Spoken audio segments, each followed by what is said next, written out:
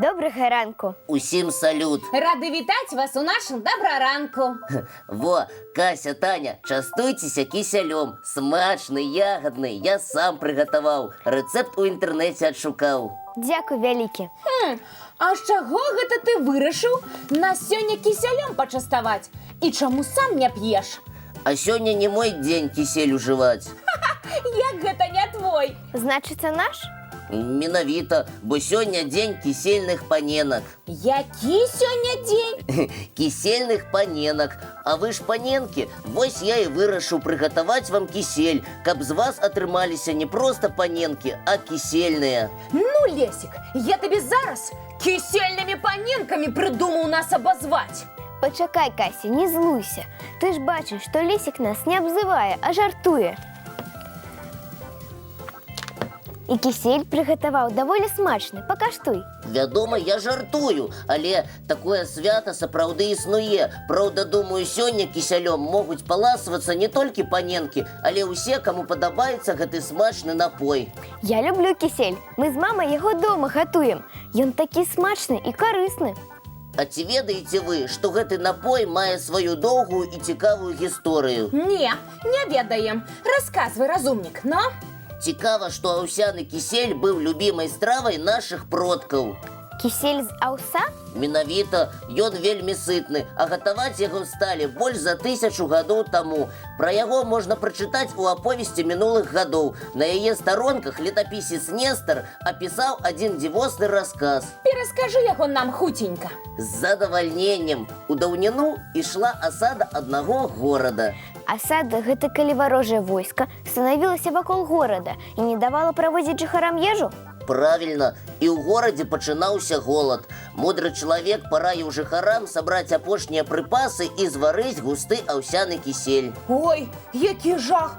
А навошта апошнія прыпасы з'ядаць у адзін момант? Слухайце, кісель залілі ў калодзеж, і ўсе жыхары паселі вакол яго так, каб вораг бачыў, што людзі чэрпаюць і ядуць кісель. І далей што?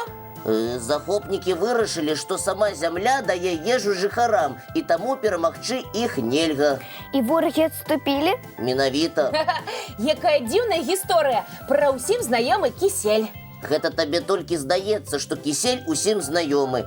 А ці ведаеце вы, дзяўчынкі, што ў даўніну кісель варылі не толькі з аўса? Для гэтай стравы падыходзілі гародніна, рыс, грэчка, пшаніца, гарох і малако. Гарохавы кісель?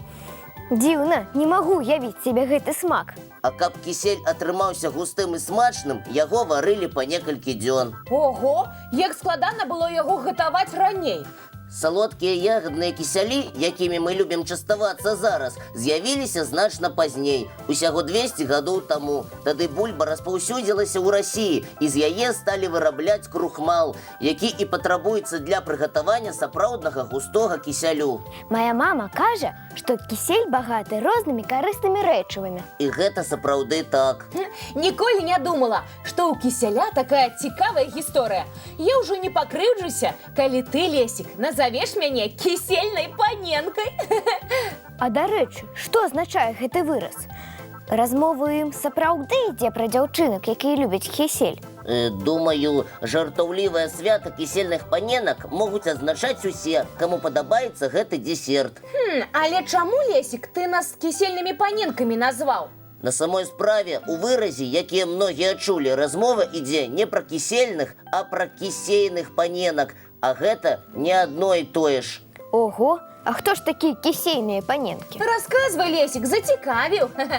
Абавязкова раскажу, але пасля мульціка. Яго нашыя сябры-гледачы ўжо чакаюць. Тады давайте хутчэй уключаць мультфільм, а потым даведаемся, хто такія кісейныя паненкі. Не адыходзьце далёка ад тэлевізараў, будзе цікава.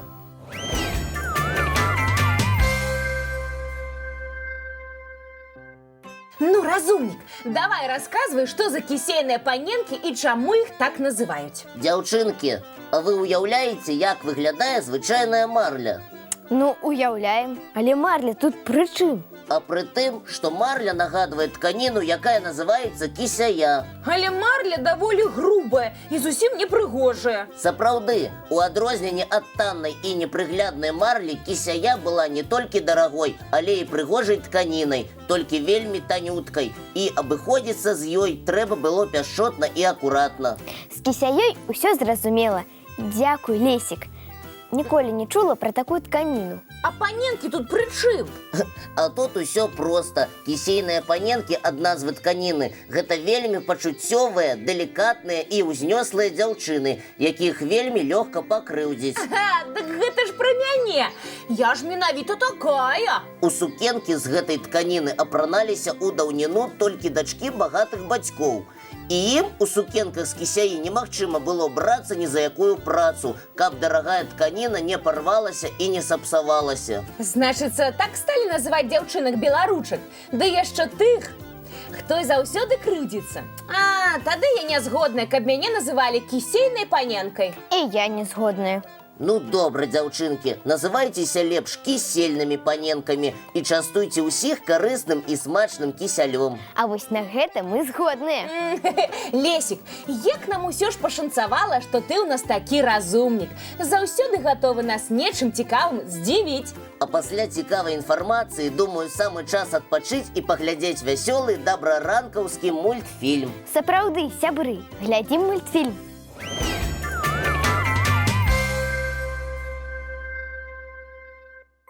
Дзяўчынкі, з кісейнымі паненкамі мы разабраліся, а ведаеце, адкуль пайшоў выраз развесіць вушы? Я не ведаю, але думаю, разумнік, гэта пра цябе. Ты маеш такія доўгія вушы, што іх проста немагчыма не развесіць. А вось якраз пра мяне гэтага сказаць і нельга. Бо каб вушы развесіць, яны зусім не абавязкова павінны быць доўгімі. Правільна здагадалася Таня, бо інакш выраз падыходзіў бы толькі істотам з доўгімі вушамі. Лесік, калі ты пытаешся пра значэнне нейкага выраза, то ўжо дакладна ведаеш адказ. Давай, тлумач яго нам. Добра, слухайце. Тыя, у каго ёсць хатнія гадаванцы, добра ведаюць, пра што ідзе гаворка. А хатнія гадаванцы павінны быць з доўгімі вушамі? Зусім не абавязкова. Калі гадаванец чуе нейкі незвычайна незнаёмы гук, ён насцярожваецца, падымаючы вушы. Сапраўды, коцікі і сабачкі так робяць. Калі ж гадаванец пераканаецца ў тым, што пагроза мінула, яго вушкі прымаюць звычайнае становішча. Але людзі тут пры чым? Маецца на ўвазе, што калі чалавек уважліва і напружана слухае, яго складаней падмануць.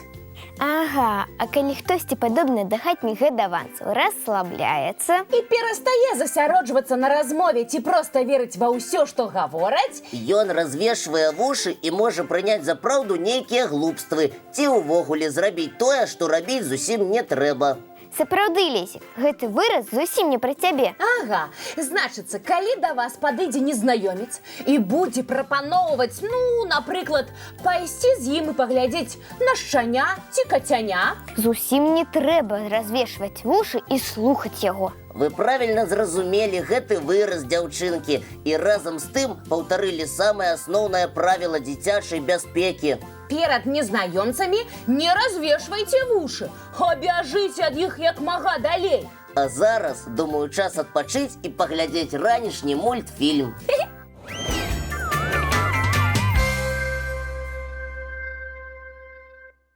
А зараз надышоў час развітвацца. Бо трэба адпраўляцца на заняткі, каб не спазніцца. Прыгатуйце сёння смачны кісель і пачастуйце ім бацькоў і бабуль з дзядулямі. Зрабіце ім такі сюрпрыз. Папярэце сяброў, каб яны не развешвалі вушы ў складаных абставінах. А галоўнае, заставайцеся ў добрым настроі, які стварылі для вас мы, вядучыя дабраранка. Таму папраўляйце прычоскі, правярайце заплечнікі і бяжыце ў садкі і школы. А зараз давайте дамовімся пра нашу наступную сустрэчу. Яна адбудзецца, як заўсёды, зранку. У нашым дабраранку! І напрыканцы праграмы яшчэ адзін вясёлы і цікавы мульцік ад мяне.